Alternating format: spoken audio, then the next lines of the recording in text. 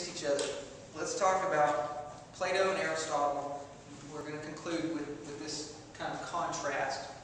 Alright, for Plato, we're on Plato. We're just talking about Plato on this page. Okay, it says Plato versus Aristotle. It's really, we're talking about Plato. For Plato, the doctrine of forms. There is objective reality found in his theory of the forms. I think we've already talked about this before. I'm re-emphasizing it because it's all part of who they are. Okay, knowing the forms is the highest form of knowledge because they exist in the most, quote, real way possible. Alright, everything else, remember, is just an imitation, a shadow, a copy of that perfect whatever in the realm of the forms. Okay, in the forms is the perfect desk or whatever. Okay, the perfect whatever that might be. You know, justice. Perfect justice resides in the realm of the forms in its perfect form. Okay. So everything else is inferior to that. It's just a mimic, a copy. Okay. Now, is this part in here? Is this in your notes? The handout I gave you.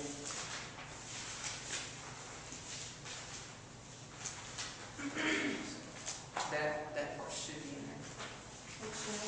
It should be. Yeah, check and make sure. If not, you can go ahead and write it down. This is a recap of something we've already talked about. It's in something because I remember reading that. I think Okay. the notes I already took down. I know that I mentioned it. It was on your last outline, but I want to make sure that it's in this one as well. It should be in both places. So I want you to get that because Plato and Aristotle. This is a really big philosophical issue. The forms and that whole idea of the essence of things or the substance of things, as Aristotle will talk about, as we pit the two against each other. We'll just finish taking your notes.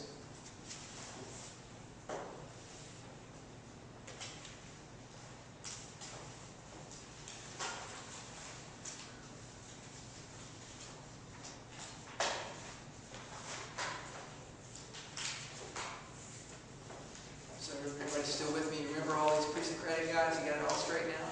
When you test the 29. 29, yes. Alright, you got it. Hang on. We got one more. We're going to talk about Aristotle. We've got to talk about the other side of this, okay? And do you have this in those notes that we're talking about now? Is it in there? No. It's not? Okay. Let's get this one last, and then this is it. This is the last slide. Okay. So bear with me. Give me 5 more minutes. Okay, for Aristotle, he believed in what Plato saw as a subjective reality. Okay, forms are essences of things, and these are the most objective reality.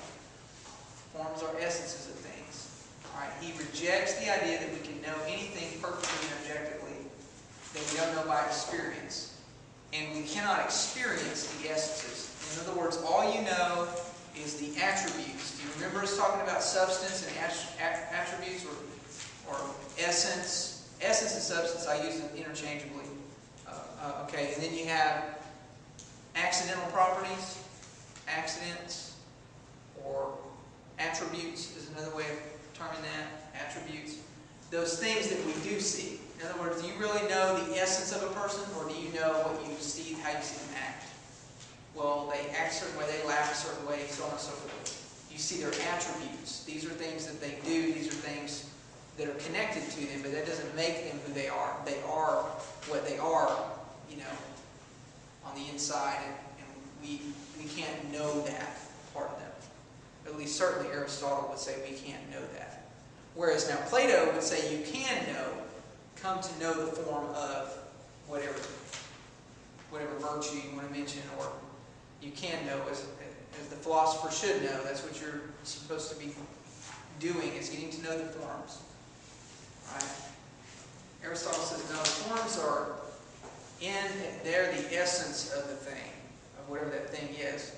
And that is what makes it, you know, what it is, its essence. But you don't know that essence directly. You can't know it. You only know those attributes that you can empirically pick up on with your eyes and your 5 senses.